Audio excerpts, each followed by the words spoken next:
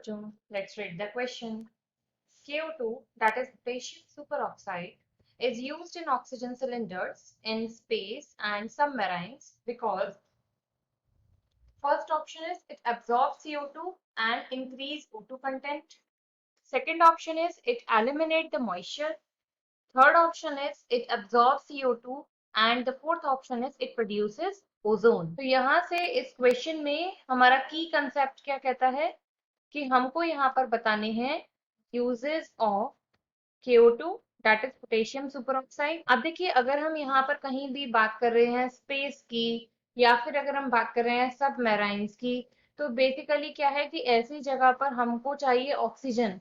तो oxygen supply basically कब होगा, जब हम अपने साथ या तो ऑक्सीजन सिलेंडर कैरी करके लेके जाएं, तो या फिर हम क्या करें कि दूसरा एक कंपोनेंट ले जा सकते हैं जिसे हम कहते हैं पोटेशियम सुपर ऑक्साइड। अब ये वहां जाकर क्या करता है, ये जो पोटेशियम सुपर ऑक्साइड है ये अब्सॉर्ब करता है CO2 को, और CO2 अब्सॉर्ब करने के बाद उसे एक कंपोनेंट के साथ वहां पर ऑक्सीजन मॉलिक्यूल को रिलीज कर देता है।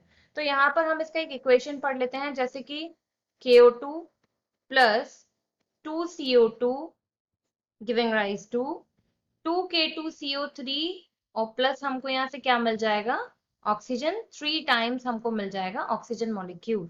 तो बेसिकली क्या होगा कि स्पेस में या सबमराइन्स में जाने के लिए अगर आप वहां से CO2 रिलीज कर रहे हैं तो पोटेशियम ऑक्साइड उस CO2 को कन्वर्ट करके किसमें कर देगा, ऑक्सीजन मोल्स। 3 हमें ऑक्सीजन मोल्स यहाँ मिल जाएंगे अलोंग विथ पोटेशियम कार्बोनेट। तो अब यहाँ से अगर हम करेक्ट ऑप्शन ढूंढे तो कौन सा हो जाता है, फर्स्ट वाले में वो हमसे कह रहा है it absorb CO2 and increase O2 content, बिल्कुल ठीक है।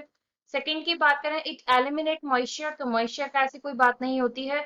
थर्ड की बात करें अब्सॉर्ब CO2, तो आधा आंसर हो जाएगा क्योंकि ऑक्सीजन भी तो रिलीज करता है, तो इसे भी हम करेक्ट नहीं मानेंगे। और फोर्थ की बात करें तो प्रोड्यूसेस ओजोन, तो ओजोन तो बिल्कुल प्रोड्यूस नहीं हो रही। तो यहाँ से कौन सा ऑप्शन करेक्ट हो जाएगा, option 1 is the right answer.